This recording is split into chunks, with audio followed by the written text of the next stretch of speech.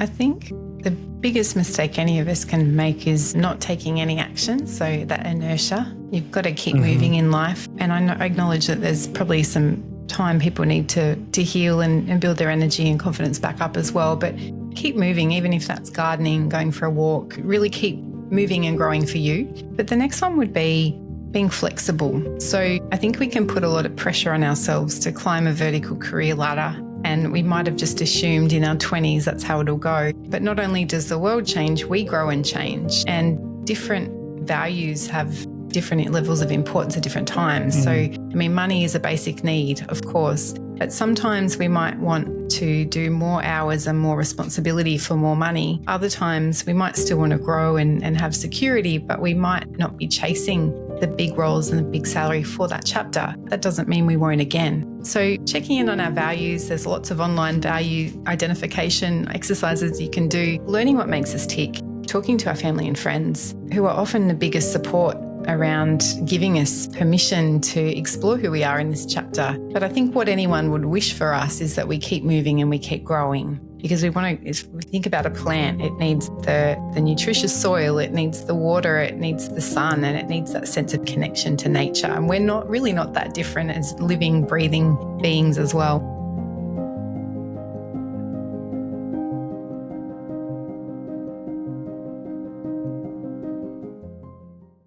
Hello, everybody, and welcome to another episode of the Job Seeker's Journey podcast. One of my favorite things about doing something like a podcast is that you have to be willing to put yourself out there. A few years ago, I was a part of a podcast called the Everything is Okay podcast. I started that with two of my very best friends, and we were discussing topics that we were already talking about and just decided to put a microphone in front of our face because we thought maybe this is interesting conversations that other people were either having or wanted to hear us have. But very quickly, we realized we were running out of things to say, and we needed to start bringing on guests to help further that conversation. Well, as you may can tell, I am not a super high profile person. I'm not very well known. I knew of a couple people, but I didn't know very many, especially in that space. And we had to learn how to reach out to people. But what you find is that more often than not, people are willing and able to join your podcast and continue that conversation. And with this one, it is no different. When I started this podcast, I'm obviously a job seeker myself. I knew of a couple recruiters that I had worked with previously, some of which said they really didn't feel comfortable coming on. So I had a couple people that I could talk to at the very beginning, but I had to start reaching out to people. And the cool thing about the way our world works today is that you can literally find people all over the world. And that happened for this episode. When I first started this podcast, I decided I wanted to get a part of some Facebook groups. There were a few about podcasts and people that were making podcasts, kind of a support thing for different people that were creating their own show. And one of the things that they do is they have you get on there and explain what your vision is for what you're doing, give a quick synopsis of what the show is going to be. And I did that. I put it out there saying that I was starting this podcast for job seekers. I'm a job seeker myself. I wanted to put out information that was helpful to people. And when I did that, I got a comment from a lady named Lauren. And it was very nice and it was very helpful. And when I looked her up, I realized, oh my goodness, she is exactly the type of guest that I would like to bring on here. She was an executive coach. She worked with job seekers. She worked with people in different types of companies. And when I reached out to her and we had a great conversation and we decided that she would be an amazing guest. And today we're bringing her to you. Today we're going to talk about job search strategies. And very much like I mentioned earlier of starting a podcast and putting yourself out there. When you're on a job search, you got to take some chances. You got to reach out to some people. You got to maybe think of some different things that you can do to make yourself stand out in a world, especially like it is right now, where there's so many people looking for a job that it's just watered down with tons of candidates. And today I'm bringing on Laura Eyles, and we're going to talk about different job search strategies. She's going to talk about her time when she moved from Australia to London and how she was able to find a job there. And we're going to talk about different things that come about when you're trying to find that next company. So without further ado, let's go ahead and get into it. Here is my conversation with Lauren Eyles.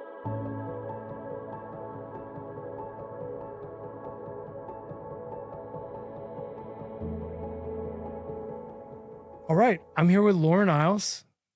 And did I say that correctly? You did, Bradley.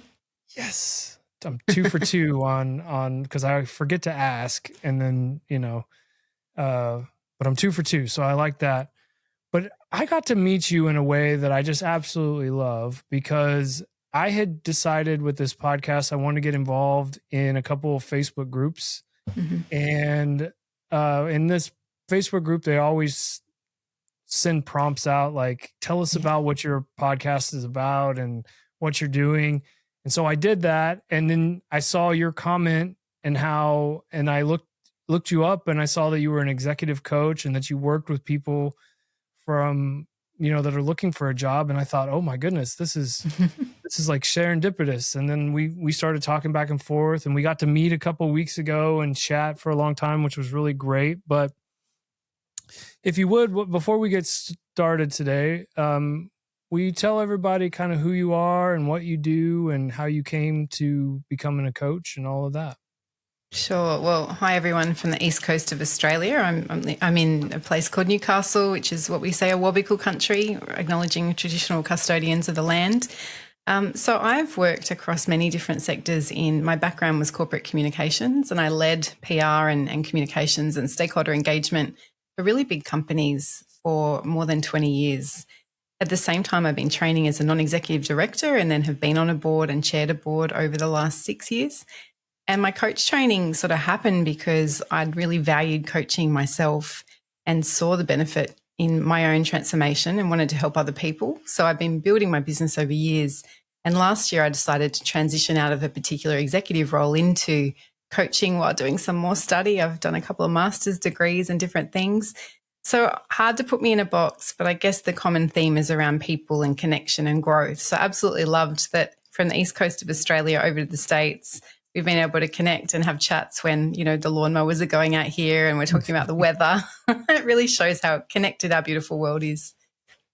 Oh, for sure. And it's one of the beautiful things that you find. It's the coolest part of just doing this podcast so far.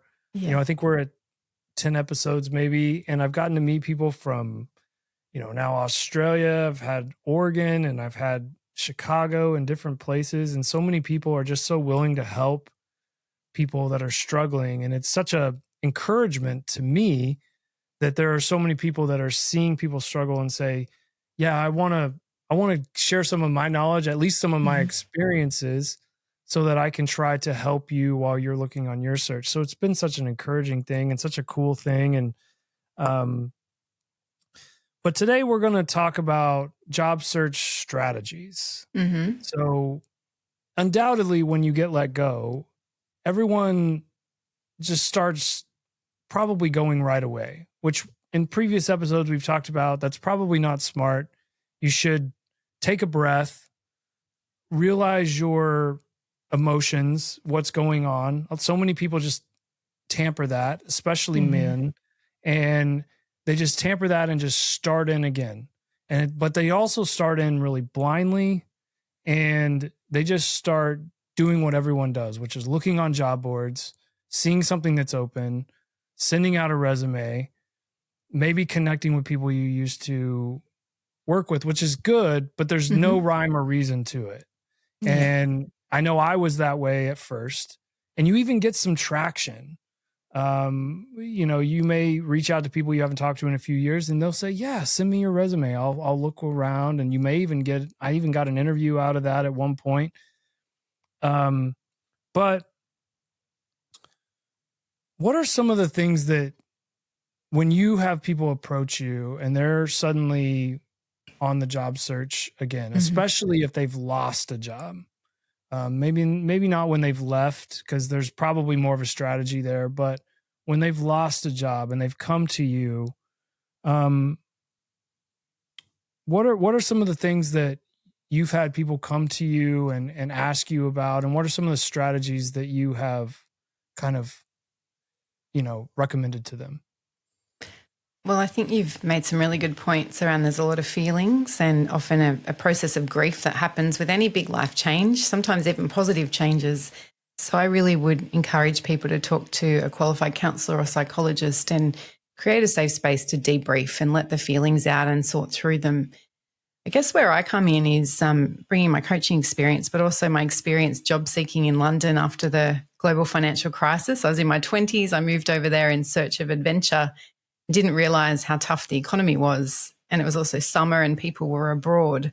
So my big learning that came out of that was around learning the job search market and learning what is the game, how is the game played, and how do you play it smartly to not only increase your chances, but to preserve your time and energy and grow your confidence. Because when we launch into something the way we did it last time, which could have been 10 years ago or a different part of the world, we can very quickly burn a lot of time and energy, as I really did. So I'd love to take your listeners through some of those learnings about different ways of figuring out how the game is played and how they can maximize their strengths and their chances. Yeah, I would love that. Yeah. Well, yeah, let's talk about your time in London, because that adds a whole nother element, because you moved to a completely different area. So you may have known a few people, but you certainly didn't know very many when you moved there. And so kind of talk about that and how you went about trying to find a job when you moved to a completely different country. It was certainly a bold move, and I think it's the kind of bold thing that you do in your 20s that you sort of look at with a sense of wonder in your 40s. Yeah. But I knew a couple of people I'd met through Kentucky tours, so Aussies that had moved over there, but I didn't have close friends or family there. And I remember booking 2 weeks accommodation in a backpackers in Piccadilly. I had some savings, but I hadn't sorted out, I hadn't moved much over to the UK yet, had to go and set up the bank account and all the things. So it was really a process of, I guess, of starting with an open mind and seeing it as an adventure and really making an effort to get to know people and make friends. So I really made a lot of friends quickly, a lot of Antipodeans, so Australia, New Zealand, South Africa, but also started to meet some beautiful people from England, and all over the world actually. So with those relationships, sorry, do that again. So with those relationships, not only are you really nourishing your enjoyment of life and your confidence, and you've got that emotional support, but you're also picking up intel from each other. So you're sharing your journeys. I had a lot of friends that I'd met who were in a similar boat. So they were trying to navigate the market. So we'd do the work, but then we'd take time out and go shopping and like op shopping and go and see the sights. And I had friends saying, go and enjoy the sunshine because soon you'll be in an office and you'll miss this. And I was thinking, what? But, it is true. Soon enough, you're in an office. The sun doesn't shine every day in the UK. So great advice. But I guess how I started was going to an internet cafe. I'd come from a background leading communications for a medical research institute. So I had a lot of experience and generalist experience fairly early in my career. I'd really hit the ground running. So I could see the value I brought to the market. What it took time to work out was the market wanted something different from me. So in a big city, if you've come from regional Australia or a regional city somewhere, you're probably a bit of a jack of all trades because you've had to be right across the profession, these end-to-end kind of roles. If you're in a bigger city, it may be more specialised. So being curious to start with around what are the kind of roles that are on the market? What are they looking for?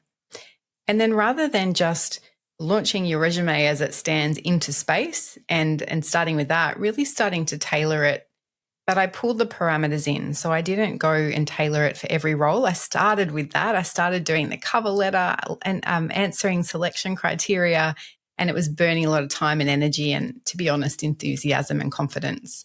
So I thought about which sectors do I have a lot of experience in?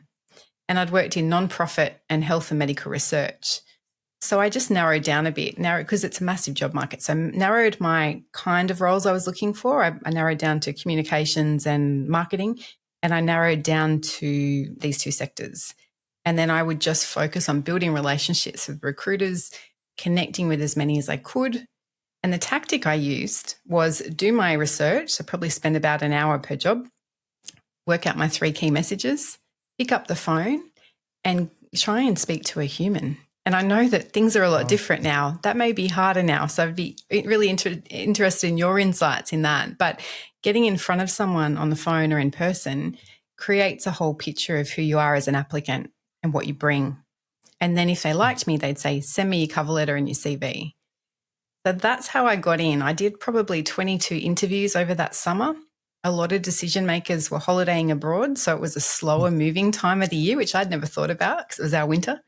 But it was the perseverance. And through those interviews, you get more confident because you're checking them out too.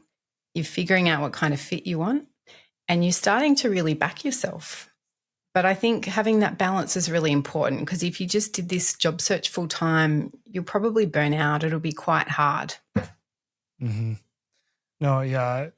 It is interesting. The European working culture is so much different than the American working culture. It almost seems foreign. I mean, I know it is foreign, but it seems just so strange to people from America of how, European, they go on long holidays, sometimes multiple of those, and in the summertime especially. So if you're ever dealing with a company that's based out of Europe, yeah, they may just be gone and they're going to be gone for a long time. And that's part of their culture, which I love and I'm jealous of because we don't do that here.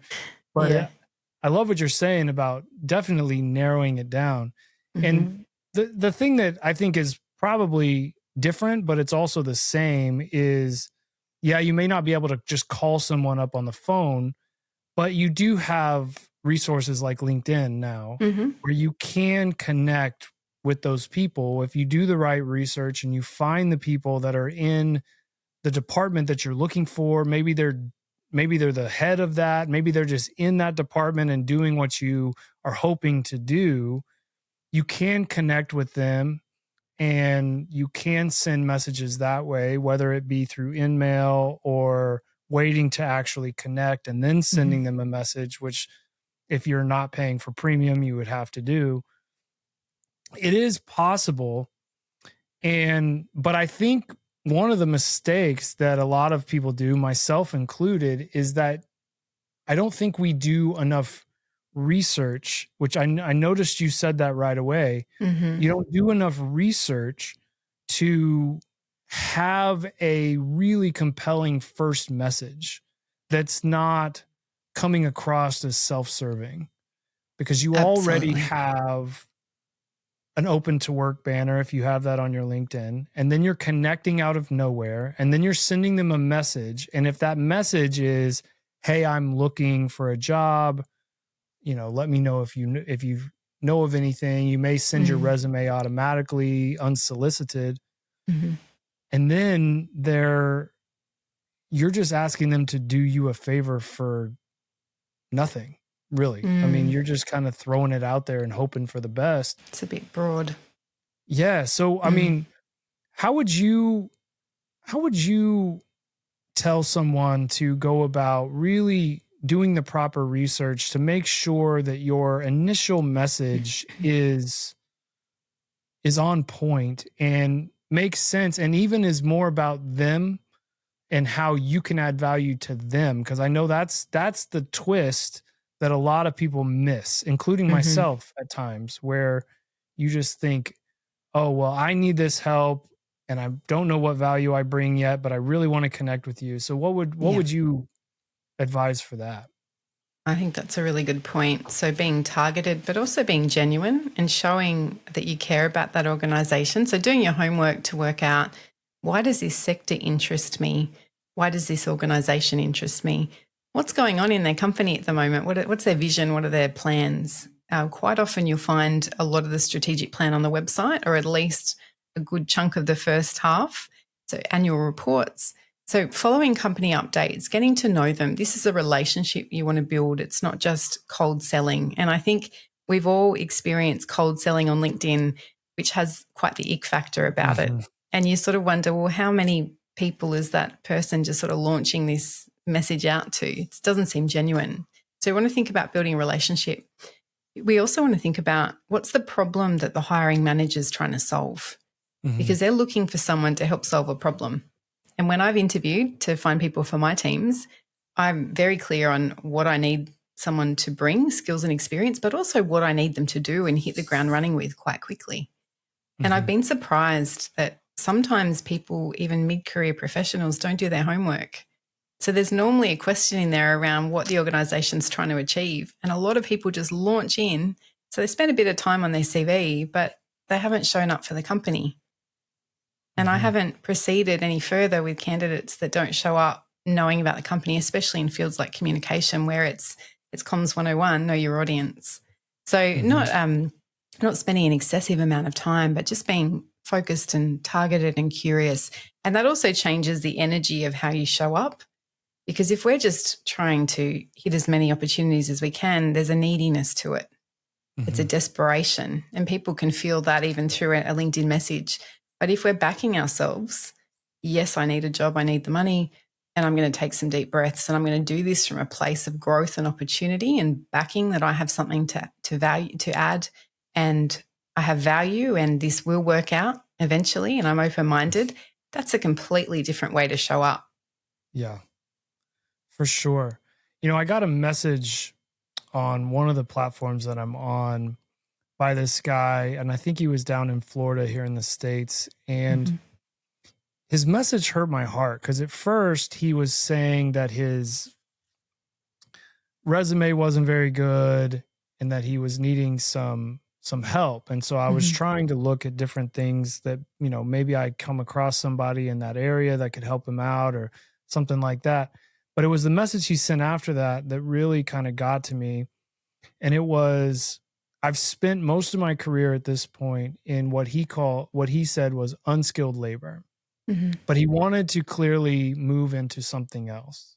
And so I already bristled a little bit because I really don't like that term unskilled labor. I know that it's just a term for manufacturing or working in a shop or something of that nature, but I've spent a lot of time in a shop as a project manager, and I've been around those people, and I know that there is a ton of skill that comes with whatever they're doing. And there's a lot of transferable skills that could translate to something else, but they're going to have to figure out how to frame that in order to figure out the need of that company. And to your point on research again, of really researching that role, researching that company, and understanding how what you've done now translates to them. So when someone is evaluating their strengths and weaknesses, and I love the idea of thinking of this, of really completely wanting to change what you're doing. So you've been a project manager, you've been someone who works in a shop, and you decide you want to get into something else. How would you advise someone to go about really evaluating those strengths and weaknesses and figuring out how to tailor those to a job description they see or just the company that they know, knowing that they want to work there? Well, I think quite often we're looking at something complementary. We don't normally do a big U-turn overnight unless there's some kind of training in the middle, but happy to be proven wrong. But I would start with drawing two circles overlapping on a piece of paper. I think it's called a Venn diagram. So you've got your current career to date on one side, the kind of role you want to move into on the other, and you start to jot down the strengths. And then you start to look at where do they overlap. And the way to figure out the strengths is, well, there's a few ways. One would be start researching job descriptions and job ads, find things online. But I think one thing we overlook now is talk to people. That is one of your best research tools and one of your best opportunities to build relationships and expand your network. And I've read that quite often the opportunities come from someone a couple of times removed. So they might not be your immediate circle or your immediate colleagues, but someone who knows someone will refer you on. So really thinking broadly and then bringing it back. And then to demonstrate that, it's using those tools like STAR, situation, task, action, result, heaps of resources online about how to put those examples together for interview and for your CV and your cover letter. But thinking about, well, what does that mean? How would you apply that? If you've been labouring, which is a brilliant skill set, it's often an in-demand skill set. I mean, in Australia, we're going to need 10,000 electricians in the next decade to meet our renewable energy task alone. So huge opportunities. And there's often more opportunities than there are people willing to put their hand up. So being curious, having a chat to people, but showing a real passion for why you want to get into that. So people really want to know that you're going to do a good job, but you're going to stick with them and you're going to stick at it when times are tough because you have this passion for that role and that industry. Yeah.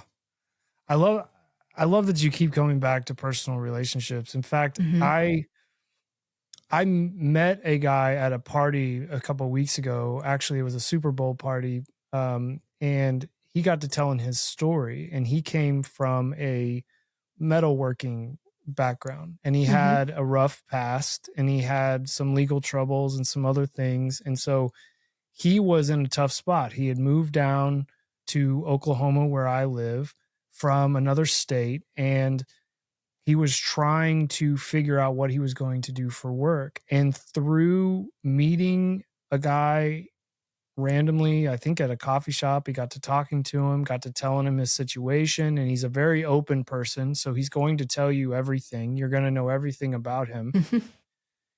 It turned out he was a really good at selling himself and selling what he did and his whole thing. And the guy had a need for a salesperson. Great. And not everyone has that skill set. Yes, all the skills that he had. And, through a series of conversations, and they worked out the legal past and they worked out the other things. Turns out he's a phenomenal salesperson for them and is doing phenomenal for them and is thriving now. And so I love that it just keeps coming back to having that relationship and trying to find where you fit in that company. Yeah. But I guess that's a good segue to personal branding. That's a lot of people probably think of social media a lot when you hear personal branding. You see that in all different aspects, people flexing online or doing all these things. And that's not really what we're referring to. But if you're talking about things like LinkedIn, what role do you see in personal branding on LinkedIn to really get your message of what you're wanting to get into? In fact, I just talked to a person where we went through my LinkedIn profile and I let her tear it apart and tell me everything I did wrong, And one of the biggest things she kept saying is it's not obvious what you're looking for in your next role. Because I've done marketing, I've done project management, and I had them both just kind of sitting there. So it wasn't clear what I was really looking for. But what would you say is, what role do you think that personal branding really plays in this whole search strategy? Oh, it's significant because quite often when we get a CV on our desk, we'll go and look the person up. We want to find out more. So making sure that your whole online presence aligns with what you want to achieve. So if there's things there from your younger days that are not so aligned with the professional you, doing some work to put more professional content out there so older things are sitting further behind. But I really think when we think personal brand, it's about your reputation. So it's, yes, we need a great online presence, but it's thinking about how we show up in the world. And that reputation takes time to build. So I do a lot of pro bono work with my community through our business chamber movement in the Hunter region and the state. And for me, I got involved because I care about our region and I want to support and help business. So the whole energy I bring to that isn't about selling my business or my opportunities. It's about building relationships and connecting people and helping people. So I think that's really important, having a higher purpose to how you go about things, because that really builds solid relationships and trust. You become known, liked and trusted over time.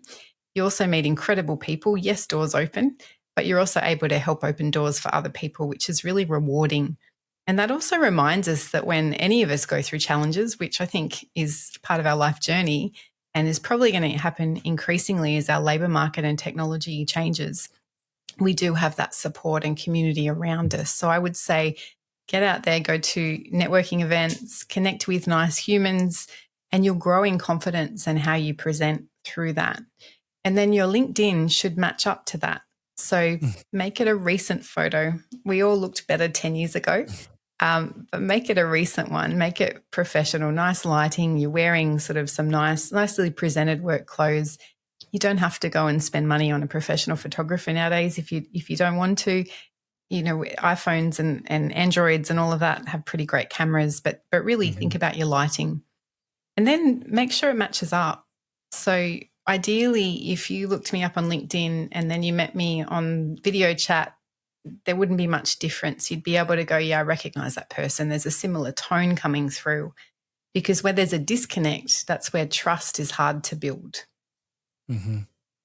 Yeah. And I love that it really is looked at, you know, not only by recruiters, because obviously recruiters are looking at your profile all the time.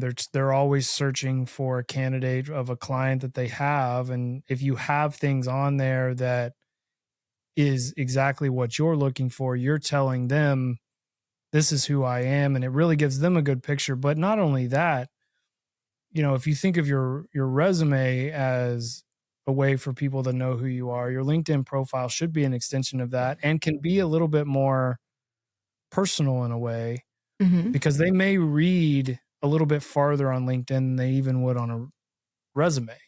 You know, Absolutely. the About Me section, that was the section that got the most comments for me, because it was just kind of that broad summary. And I still need to fix it, actually, now that I think about it, it was just kind of that broad summary that really wasn't a lot of specific information about myself. So if someone was to remember me from 10 years ago and they wanted to look me up and think, I wonder what he's doing, I think he might be good for this, and they were to read that, I'm not really telling them enough about what I would be looking for, what I could bring to them, any of that. It's just kind of a general, here's what I've done situation.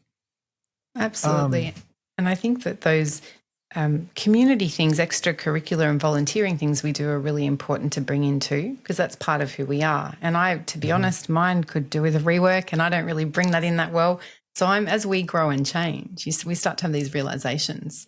But if you're cooking a barbecue for the surf club on the weekend, as we do in Australia, a lot of people do, you know, that community involvement and passion and network is a really rich part of you. That's something not everyone does. Bring that in. Because when you're looking to hire and you've got two applicants side by side, that could be your X factor that gets you across the line, that you're the kind of person who's a dedicated volunteer, who's been doing this for 20 years, who is really an integral part of the community. There's strengths and skills in what we do on the weekend that is relevant to our 9 to 5. Right. And I love that you keep saying community, because, you know, it's something you don't really think about. And unfortunately, after COVID and all the stuff that happened with that, a lot of them have went away from in-person meetings, even now. But I remember I just recently got asked, hey, when is the last time you went to a PMI event, a local event? And so it's your been industry years. group.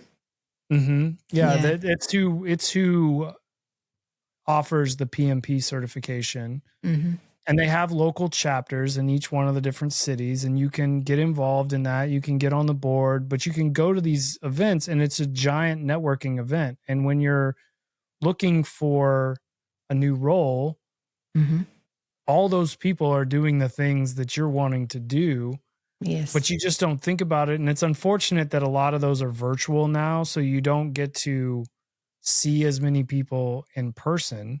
Mhm. But there are things available, young professionals and things like that, that do still meet. Mhm. And it's a perfect way to really get to know people, have your elevator pitch ready to go, and know what you would want to say and how you would want to market yourself to say, this is who I am, this is the value I bring, and this is what I'm looking for. Mhm. And who knows what can come of that, because you're face to face. But Yeah. And oh, go I'd ahead. probably say heading into a networking event, yeah, there's probably one or two things we'd like to get across in conversation, but I'd lean into the having a couple of opening questions to really get to know the human you're speaking to, because that's an energy shift. That's how you create trust and rapport. They'll remember you if you're a great listener and you really want to get to know them. They're going to be more interested in you. Most people, some conversations you don't get your thing in, that's okay. But really think about this is about long-term relationship building. Yes, I've got a short-term goal of finding a job, and that income pressure can be really huge for people. I want to acknowledge that.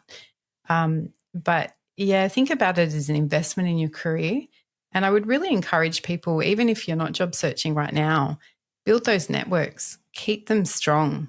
Not only is it part of your growth and it's fun and it's a great thing to do, but that is part of your insurance policy as the world around us changes, which it will, and technology is well and truly here to disrupt that a bit more. You are your own best investment through those networks and through education. Mm-hmm. And how have you seen the market changing? I mean, the obvious thing that's changing right now is AI is coming. It's here, it's coming, it's going to be more prevalent as we go along. You know, the big talk is that there's going to be jobs that get lost because of it. But I don't think that's something right now to be scared of. I do think it's something to be aware of and educate yourself on and learn what are the avenues and trades that maybe your skills now can translate to something that can come down the road. I heard it said once, there's a guy on, he's on all the social media. His name's Gary V. And he's really popular with a lot of different people, especially in the marketing world. And he used the example of self-driving cars. And when that was very first talked about, that was probably, 12 years ago, 14 years ago. There were a lot of people that were starting to freak out of, oh my gosh, I'm going to lose my job. I'm a truck driver and I'm going to lose my job. And he said, well, okay, you have at least 10 years to figure something out, right? It's not like when they first talked about it, it's already here. Like you have time to figure out how to maneuver yourself. And I think there's a lot of smart things you can do to figure out where the world's going. Yeah. So that you can position yourself to be ready for when that comes. Especially if you have a lot more time left in your career and you have, you know, you're going to have to adapt. So, but I mean, what would you say you're seeing in the market as well that people should be aware of and should really start to educate themselves on so that they're ready for whatever comes next? Yeah. Well, I remember seeing a demo of some pretty sophisticated AI software last year and realizing that it's so smart. It can do the job of a lot of professional roles that probably feel quite secure right now. But rather than being fearful of that, I think for all of us, it's starting to get to know that technology, playing with it, reading about it, even just half an hour a week to just learn. There's so many resources online, and just start to think about how can I use that in my job to do my job more efficiently. Because I think about corporate communications, that's been through so many changes in 20 years. And if I hadn't adapted, I wouldn't have a job right now. So I think a lot of us are good at adapting. We do have those learning skills, which is great. It's just leaning into them a bit more, maybe taking half an hour of the time I spend scrolling on social media and directing that to a bit more focused learning. Because that's where we start to think, like in the case of a truck driver, you definitely have time because there's all the legislative and safety and legal kind of decisions and steps that need to be taken before that could happen. The technology needs to move along a bit more too. But in that time, what do you love about driving? Is it teaching the younger drivers coming through? If that's the case, I mean, there's always a need for educators in adult education and vocational training and TAFE and colleges, and that's a really rewarding way to share your knowledge and also kind of be your own boss. It could be a contract thing. You might do a bit of driving, a bit of teaching. So thinking about, it's a bit like if you've got a business, it's what business are we in? Years ago, I remember buying a Kodak camera for about $1,000 when I was working in retail and I was studying, so that was a lot of money.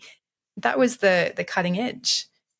But they didn't really think about which business are we in. Were they just in the business of cameras? I mean, cameras have been replaced by smartphones in a way. Or are you in the business of creating memories? So it's businesses have needed to have that mindset shift, but I think we need to as well. What value do I create in my job? What strengths do I use? And how can I make them irreplaceable regardless of what happens with technology and how the job shifts? Yeah.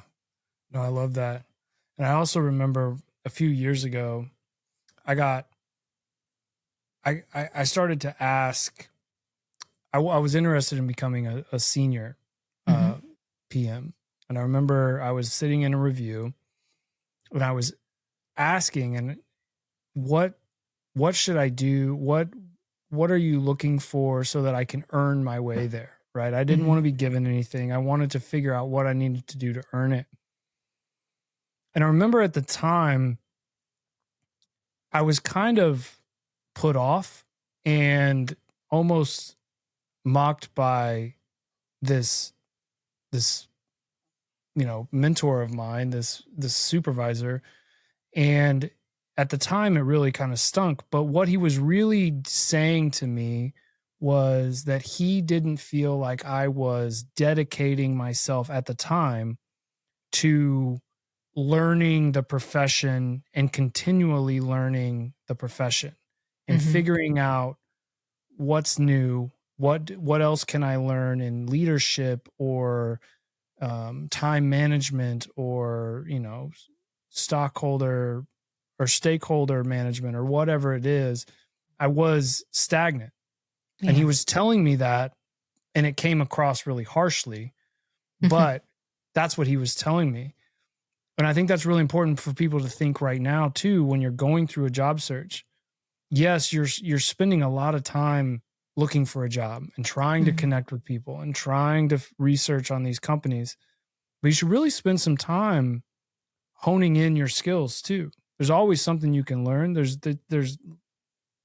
free courses that Harvard puts out or Yale puts out that you can learn different skills that can translate to a new, profession. But absolutely. So you've worked with quite a few people at this point, and you have had a lot of people who've come to you in different stages of their career. But what are some of the maybe biggest mistakes you have seen job seekers making as they're going through this profession? I think the biggest mistake any of us can make is not taking any action. So that inertia, you've got to keep moving in life. And I acknowledge that there's probably some time people need to heal and build their energy and confidence back up as well. But keep moving, even if that's gardening, going for a walk. Really keep moving and growing for you. But the next one would be being flexible. So I think we can put a lot of pressure on ourselves to climb a vertical career ladder. And we might have just assumed in our 20s that's how it'll go. But not only does the world change, we grow and change. And different values have different levels of importance at different times. So, I mean, money is a basic need, of course. But sometimes we might want to do more hours and more responsibility for more money. Other times we might still want to grow and have security, but we might not be chasing the big roles and the big salary for that chapter. That doesn't mean we won't again. So checking in on our values, there's lots of online value identification exercises you can do, learning what makes us tick, talking to our family and friends who are often the biggest support around giving us permission to explore who we are in this chapter. But I think what anyone would wish for us is that we keep moving and we keep growing, because we want to, if we think about a plant, it needs the nutritious soil, it needs the water, it needs the sun, and it needs that sense of connection to nature. And we're not that different as living, breathing beings as well. Yeah. Gosh, yeah, I love that. And one of the things that I've loved to see, and I know like the millennial generation, which is the generation I'm in, Mm-hmm. is dogged a lot because you saw that really start to come into focus. And COVID really accelerated that to a point because you were forced to do something different. And people really started to evaluate what was valuable to them in their life. But, and people are sometimes choosing less money for more happiness and deciding what is valuable to them. And time, a lot of times, is limited.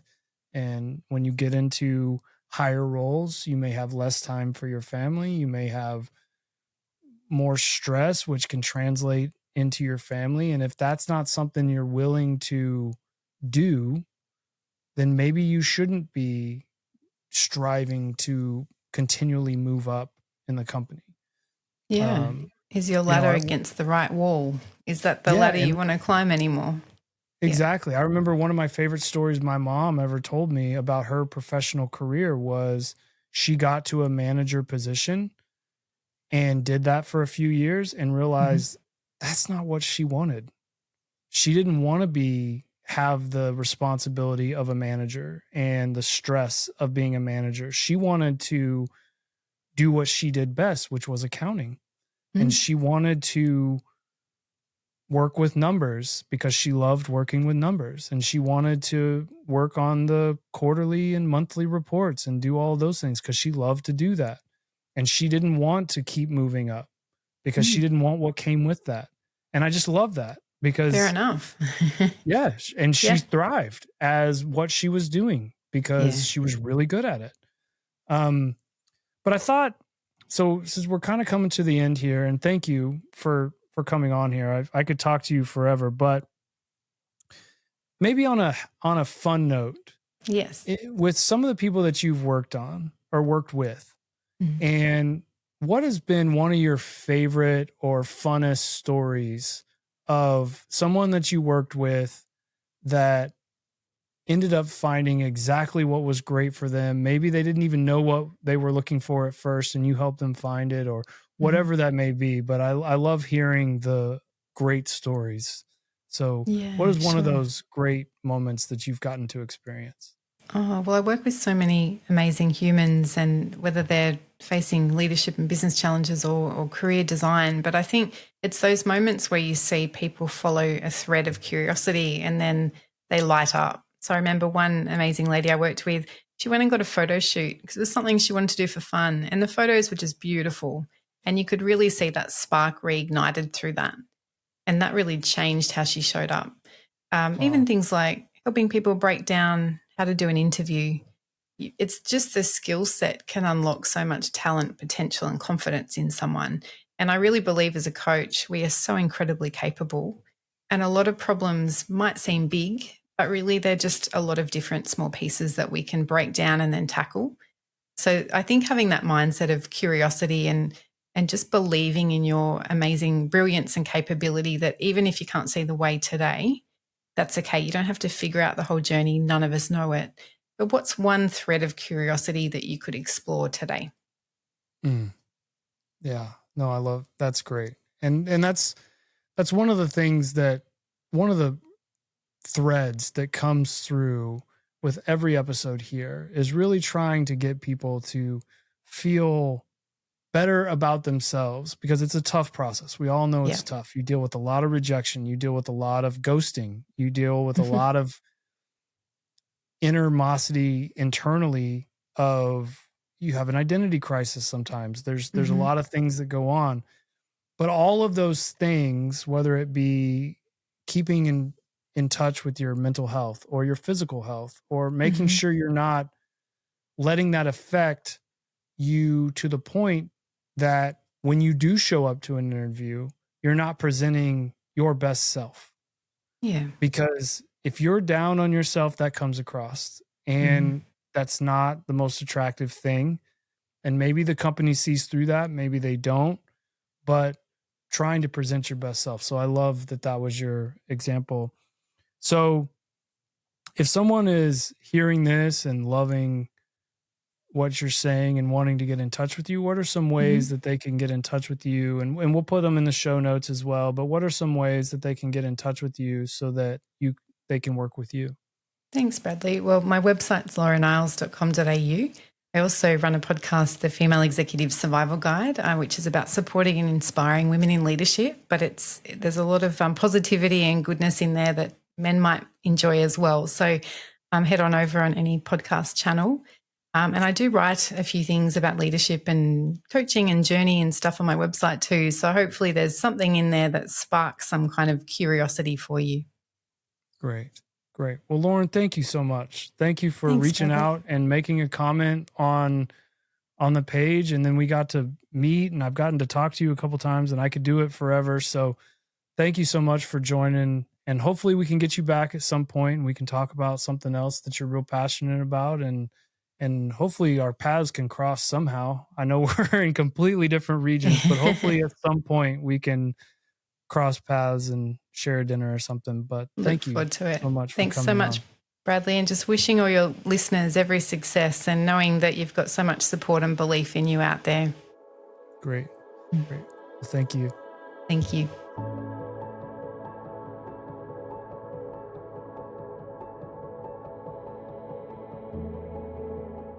Well, that'll do it for this episode of the Job Seeker's Journey podcast. I want to thank Lauren for coming on, for being so candid, for being such a great guest. And I really hope to have her back soon.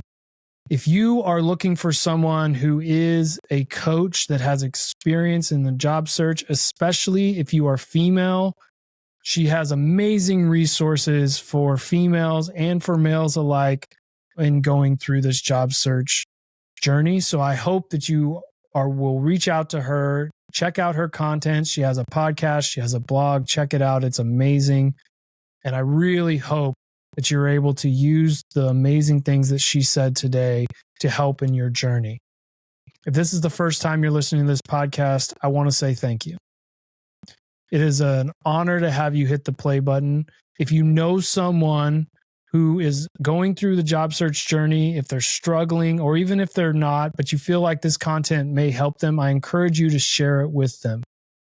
If you're listening to this on YouTube, please hit that subscribe button, that like button, make a comment, help get that conversation going so that it can get in front of more people. If you're listening on Spotify or Apple Podcasts or anywhere else that you get podcasts, please hit that subscribe button.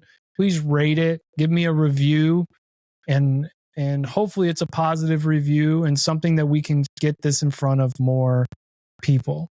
It's an honor to do this for you every week, and I hope that you're enjoying the content.